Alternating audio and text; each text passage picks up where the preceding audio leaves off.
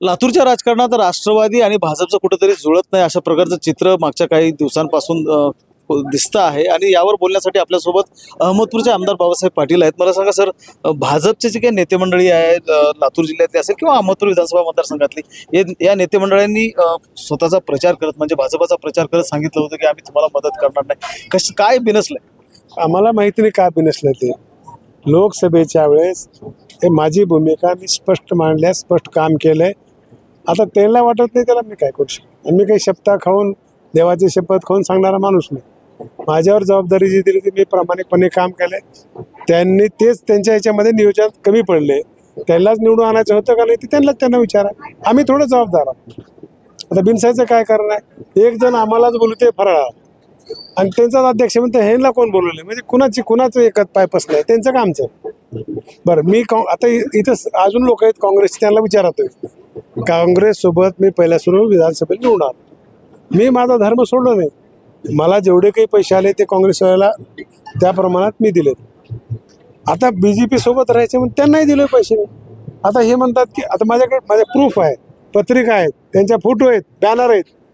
कधीही बोलले तर कार्यक्रमाला येत नाही. मी दुसरं काय करणार. एकीकडे भाजप तुम्हाला टार्गेट करत असताना दुसरीकडे अमित देशमुख देखील म्हणजे मंचावर असं सांगतायत की बाबासाहेब पाटील यांना आमची मदत लागणार आहे की नाही किंवा तुम्ही ठरवा काय निर्णय घ्यायचा.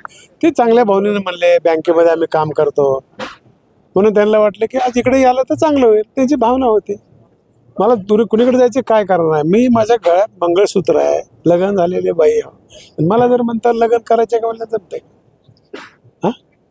त्यांची भावना चांगली होती. त्यांनी म्हणले मी कसं जाईन. मी दादाचाच कार्यकर्ता. दादानी एवढा मोठा विकास निधी दिलाय त्याच्या सगळंच राहणार. जुळेल का भाजपा कार्यकर्त्यांचा आणि काय झालं ना जुळायला. 4-2 लोक म्हणले म्हणजे काय झालं. जनता आहेच की आमच्या संग. जनता दूध का दूध पाणी का पाणी करत. आम्ही चुकीचं वागलं तर आम्हाला शिक्षा देते. आम्ही प्रामाणिकपणे काम केलं, लोकांसंग वाटतो, सुखादुखात राहतो तर आम्हाला सोबत राहतील जनता.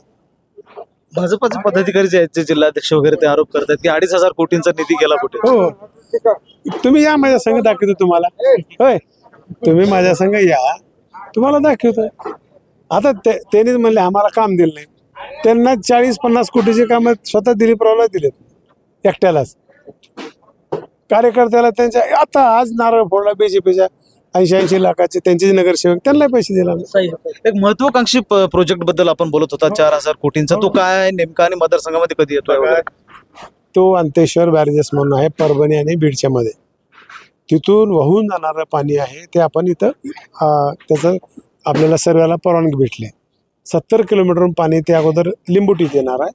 लिंबोटीतून झरीवर येणार आहे आणि या मतदारसंघातले सगळे डॅम त्या पाईपच्या खाली जेवढे येणार आहेत 32 ते 40 गावाला त्याचं पाणी जाणार आहे. म्हणजे आमच्या मतदारसंघातला दुष्काळ कायमचा नष्ट होणार आहे. आणि तिथं पाणी कायम असते. आपल्याकडं पाऊस नसते, दुष्काळ पडते त्यावेळी तिथं पाऊस राहते. आपण मार्च-एप्रिलमध्ये एकदा पाणी घेतलं तर आमच्याकडे पाणीच कमी पडणार. त्याच्यामुळं आमच्याकडे आर्थिक क्रांती घडणार आहे. शेतकऱ्याच्या जीवनामध्ये चांगले दिवस येणार.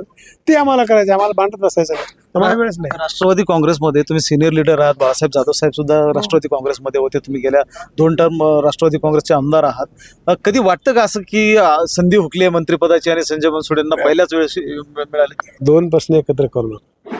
कुणालाही वाटतंय मंत्री व्हावं पण पक्षाची काही अडचण असेल तो मागासवर्गीय गटातून आहे म्हणून त्याला संधी त्यांनी दिली. वाईट वाटायचं का कारण. एक माझा सहकारी मंत्री झाला मला भूषण आहे त्याचं. माझा मतदार लातूर जिल्ह्यातला एक माझा मित्र जर मंत्री झाला वाईट वाटायचं काय कारण. काही कारण नाही. उदगीरमध्ये देखील जे भाजपचे कार्यकर्ते आहेत ते वेगळी चूल मांडण्याचा प्रयत्न करतात. आता बघा कार्यकर्ते ज्या झाल्यावर कमी जास्ती गोष्टी होत असतात. संजय बनसोडे साहेबांनी देखील बघितलं तुम्ही काम खूप केलं. लोकांना काय पाहिजे काम संपर्क. त्या गोष्टीमध्ये आम्ही जर कमी असलो तर लोक आम्हाला शिक्षा देते. आणि लोकांना जर गोड बोलण्याचं नेतृत्व पाहिजे असेल तर ते स्वीकारतात. आम्ही आमची ड्युटी आम्ही आमचं काम केलंय लोकांनी ठरवलं. महेंद्र जोंधळे, TV9 मराठी, लातूर.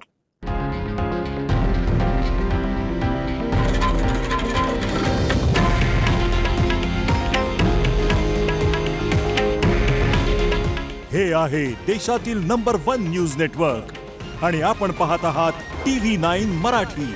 काळजी तुमची, हित महाराष्ट्राचं.